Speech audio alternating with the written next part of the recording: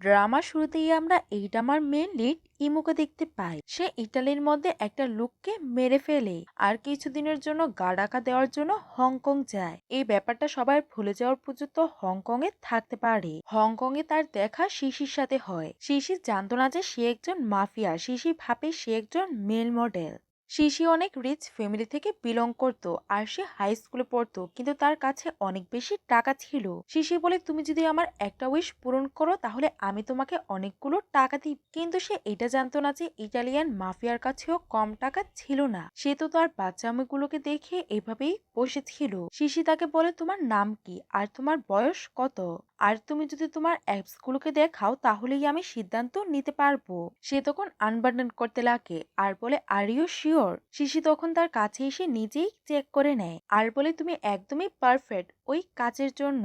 তুমি আমার মায়ের জন্য একদমই বেস্ট চয়েস। তুমি আমার মায়ের টাইপেরই। এটা শোনার পর তো সে অনেক বেশি অবাক হয়ে যায়, কারণ তার মনে হচ্ছিল এই ছোট মেয়েটা নিজের জন্যই দেখতে এসেছে, কিন্তু সে তো তার মায়ের জন্য একটা ছেলেকে খুঁজছিল। শিশু বলে, আমার মা ইয়াং ছেলেদেরকে অনেক বেশি পছন্দ করে আর এখন ওনার একটা বয়ফ্রেন্ড আছে। আমার তাকে একদমই পছন্দ না। আমি তাকে অ্যাজ এ ফাদার অ্যাকসেপ্ট করতে পারবো না। এই জন্য তুমি আমার মায়ের কাছে যাবে আর তাদের দুজনের ব্রেকআপ করিয়ে দিবে। এই জন্য শিশি তাকে অফার দেয় আর তার হাত ধরে ওই অফারটাকে বাড়াতে লাগে। কিন্তু শিশি জানতো না যে ইউমো তাকে পছন্দ করে ফেলেছে। তখন ইউমো তার কাছে যায় কলম নেয়ার জন্য, আর শিশি যে এগ্রিমেন্টটাকে করেছিল ওইটার মধ্যে ইউমো সই করে দেয় আর বলে, অনেক তাড়াতাড়ি তুমি রেজাল্ট পেয়ে যাবে। আর এমনটাই হয়। কিছুদিন পরে শিশি লক্ষ্য করে যে তার মা ইমুর সাথে যাচ্ছে, আর যেই ছেলেটাকে তার মায়ের লাইফ থেকে বের করতে চাচ্ছিল সে সত্যি ড্রাম্প হয়ে গেছে। শিশি ভাবে এই মেল মডেলটা তো তার কাজটাকে অনেক ভালোভাবেই করেছে, কিন্তু সে এটা জানতো না যে ইমু তার মাকে সিডিউস করে না, তার মায়ের বয়ফ্রেন্ডের সত্যিটা তার মায়ের সামনে এনে ব্রেকআপ করিয়েছে। তার কিছুদিন পরেই তার মা মারা যায় আর ইমু তার মায়ের ফিউনারেলে কষ্ট পেয়ে দাঁড়িয়েছিল। কিন্তু শিশি তার মায়ের ফিউনারেলে লাল ড্রেস পরে আসে আর ইমুর কাছে এসে বলে, তোমার জন্য তো এটা খুশির দিন, তাই আমি খুশির ড্রেস পরে এসেছি।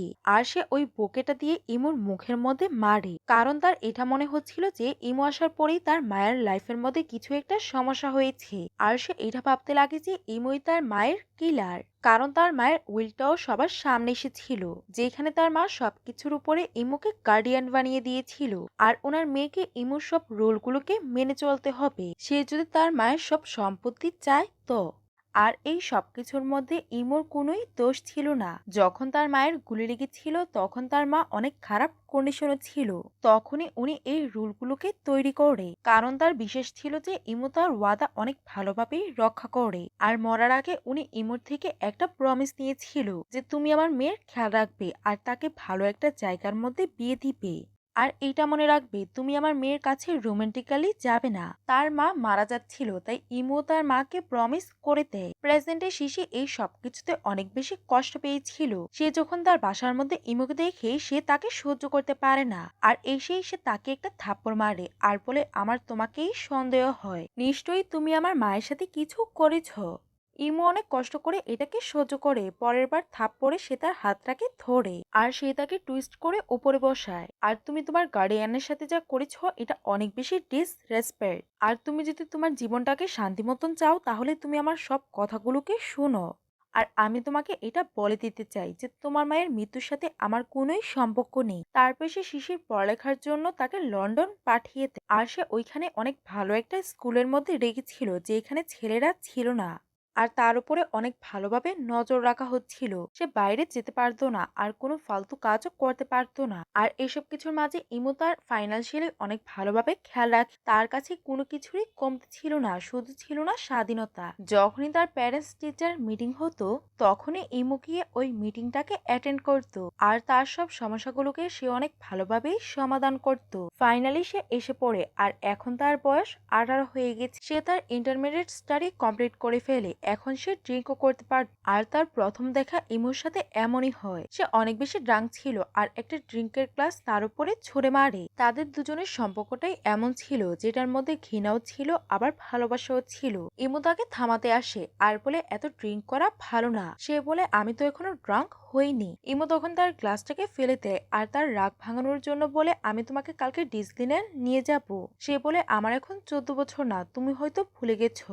আর তুমি এত কন্ট্রোলিং কেন? এটা বলেই সে তার রুমের মধ্যে চলে যায়। তখনই ওইখানে অ্যাসিস্ট্যান্ট আসে আর বলে আপনি তাকে সত্যিটা কেন বলে দিচ্ছেন না? সে তো তার হৃদয়ের মধ্যে আপনার জন্য প্রচন্ড ঘৃণা রেখেছে। আপনি তার ফ্যামিলি বিজনেসটাকে সামলিয়েছেন, না হলে তারা কোন দিনে ব্যাংক্রাপ্ট হয়ে যেত। তবুও সে আপনাকে অনেক বেশি ডিসরেসপেক্ট করে। ইমু বলে এখন এগুলো বলার সময় না। তখনই শিশির মোবাইলের মধ্যে একটা কল আসে, যেটা একটা ছেলের ছিল। এটা শুনে ইমু অ্যাসিস্ট্যান্টকে জিজ্ঞাসা করে এই ছেলেটা কে।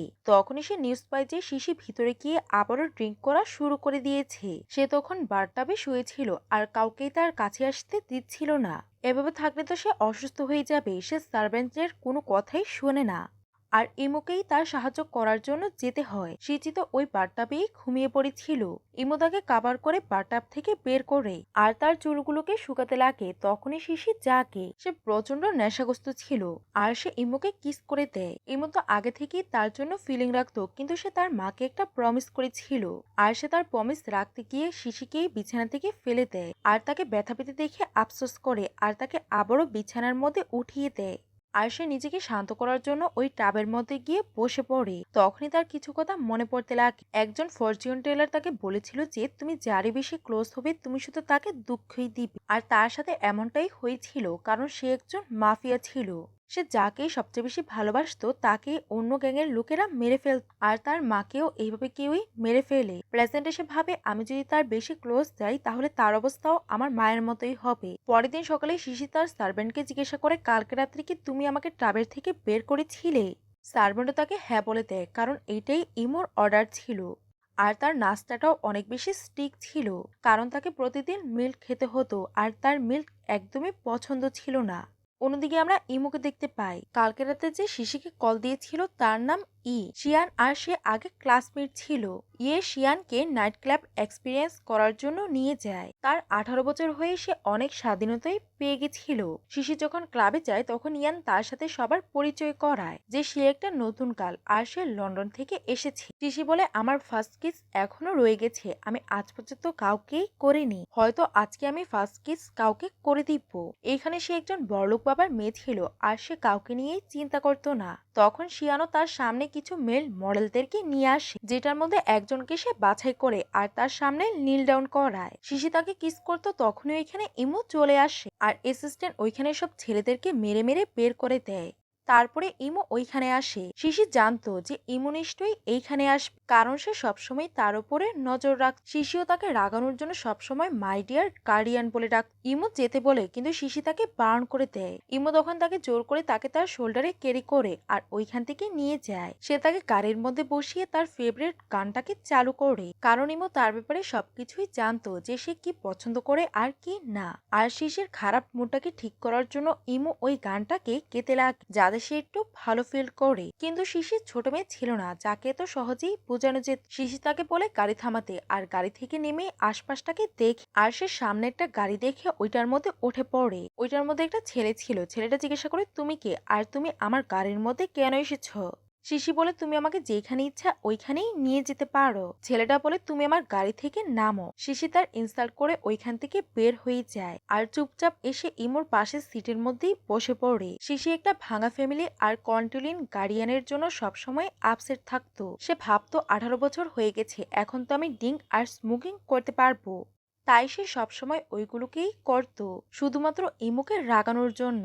আজকে সে অনেক বেশি ড্রাঙ্ক হয়ে যায় আর ইমুকে সে বলে আমি আমার লাইফের মধ্যে লাভকে এক্সপিরিয়েন্স করতে চাই। আমার এখন 18 বছর হয়ে গেছে আর তুমি আমাকে থামাতে পারবে না। এটা বলেই সে এগিয়ে যায় তাকে কিস করার জন্য। ইমু তাকে থামায়। শিশি তাকে বারবার অ্যাপ্রোচ করার চেষ্টা করে। ইমুর ওই প্রমিসের কথা মনে পড়ে যায় যেটা সে তার মাকে করেছিল।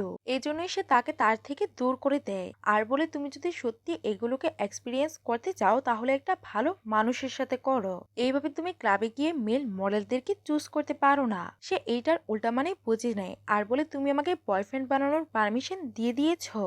আর সে তাকে হাক করে নেয়। তখন ইমু অনেক বেশি কষ্টে ছিল। তখন ইমু তাকে তার থেকে দূর করে আর তাকে আবারও অর্ডার দেয় যে আমি তোমাকে এই পারমিশনটা দিয়েছি, এই জন্য তুমি স্মোক আর ড্রিঙ্ক করতে পারবে না আর না উল্টাপাল্টা ফ্যান বানাবে। রাত্রে 9টা বাজার আগেই তুমি বাসার মধ্যে ফিরে আসবে। অ্যাকচুয়ালি শিশিও এই সবকিছুকে চাচ্ছিল না। সে গিয়ে টাপের মধ্যে শুয়ে পড়ে আর ভাবতে লাগে এই সবকিছুকে কেই বা চায়। যাকে আমার চাই সে তো আমার সাথে আসার জন্য তৈরি হচ্ছে না। এজন্য আমাকে তাকে জেলাস করানোর জন্য কিছু একটা করতে হবে, কারণ সে শুরু থেকে ইমুকেই পছন্দ করত আর তার প্রতি অ্যাট্রাক্ট ফিল করত। তাই সে সুয়ানকে মেসেজ করে, কিন্তু সে এটা জানতো না যে সুয়াং তার সাথে একদমই সিনসিয়ার না।